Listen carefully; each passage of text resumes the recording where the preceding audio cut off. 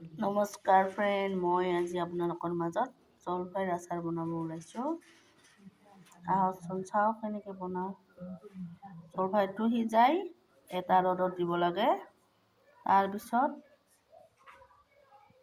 জলফাইবিলাক পিটিকা কৰিব লাগে এনেদৰে।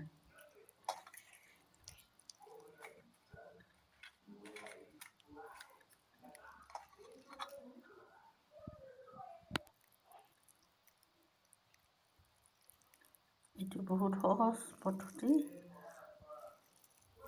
আপোনালোকে সহজতে বনাব পাৰিব।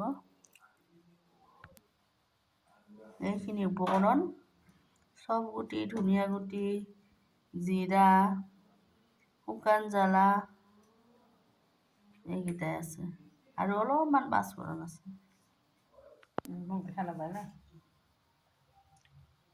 প্ৰথমতে কেৰাহীত অলপ তেল দি ল'ব লাগে। তাৰপিছত ইয়াতে শুকান মৰিচ, তেজপাত আৰু নিমখ, হালধি এইবিলাক চব দিব লাগে।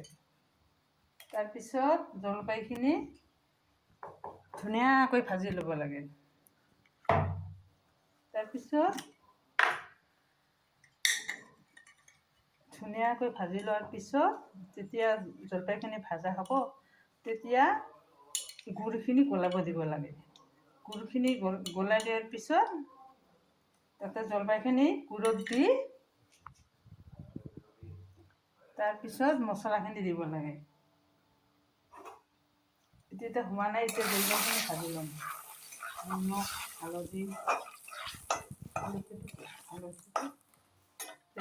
হালধিখিনি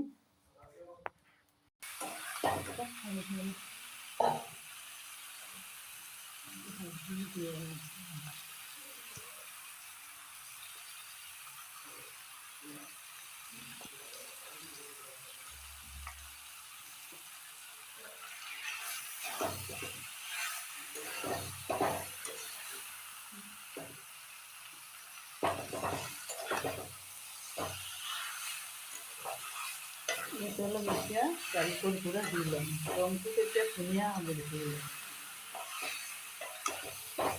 জালুকৰ গুড়াটো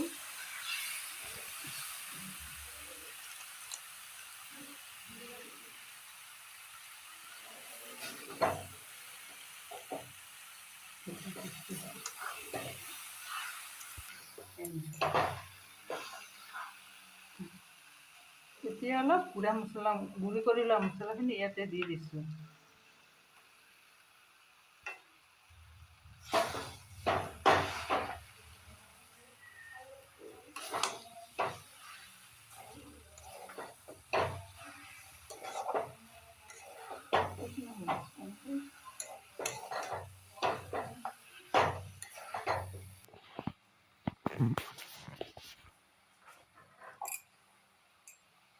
এতিয়া গুড়খিনি ইয়াতে ঢালি দিছোঁ।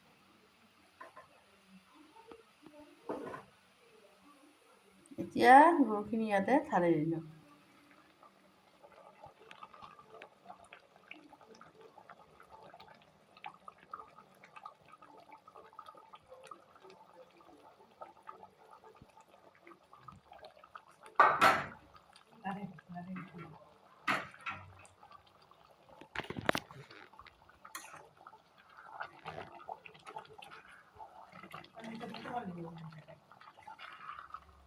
এইখিনি এতিয়া শুকাব লাগিব।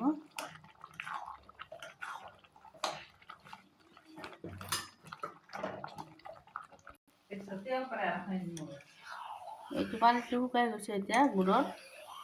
এইখিনি আমাৰ ৰেডি এতিয়া আচাৰ। আপোনালোকে ৰুটিৰ লগত খায়, ভাতৰ লগত খায়, পুৰিৰ লগত খায়, খালে হ'ল। এবাৰ খাই চাবচোন বনাই, ইমান ধুনীয়া লাগে খাই।